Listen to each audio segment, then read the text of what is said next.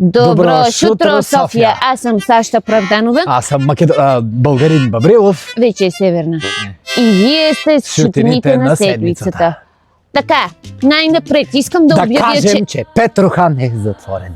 Не, че ние не обявяваме война с Венецуела, мирно нахлуваме в държавата. Ама не през Смолян, защото пътя е затворен. Вие сте One Hit Wonder, престани вече, никой не го е грижа за България. Доброволно отвличаме президента им и съпругата му и поради липса на други адекватни кандидати, ние ще се погрижим за управлението на държавата. Сега, тези хора от нея, които са част от бедното население, някакви си там, над 90% от И тях. всичките са от северо-западна България, ама и там няма как да идем, защото пътя е мокър за Монтана. Хана Монтана. Тези хора най-накрая ще получат адекватно управление в наше Злати лице. Живков? Да, наше лице. абсолютно. И не е война. 150 военни самолета не са война. 150 евра!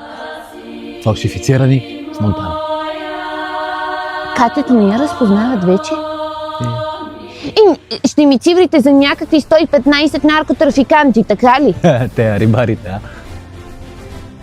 Казах ти, че снайпера ни е вече възрастен човек. Той и с моето ухо не се справи. Какво искаш от него повече? Абе, като каза възрастен снайпер, Азис ще се омъжа. Не. Не.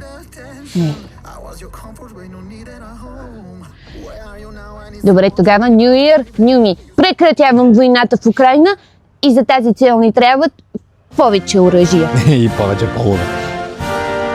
И полиция. Грабен майда котенце, Make America Great Again. Ами, great agent, ама 94-та като попиляхме германците, а? Световното. Вие къде бяхте? Ние друго световно планирахме да попилеем тогава. А и вие не спечелихте, само да кажа. Абе, тук държава на 400 години ще ми обяснява, не сме спечелили.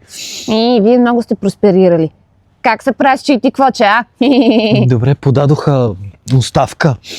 И добре, че подадоха оставка, че да ви пишат и вашето Ню Йорк Таймс. Иначе къде? Благодарим, Благодарим, че бяхте с нас. Аз съм Сашта Правданова. Аз съм българин Бабрилов. Нашата мисия е шутовска емисия.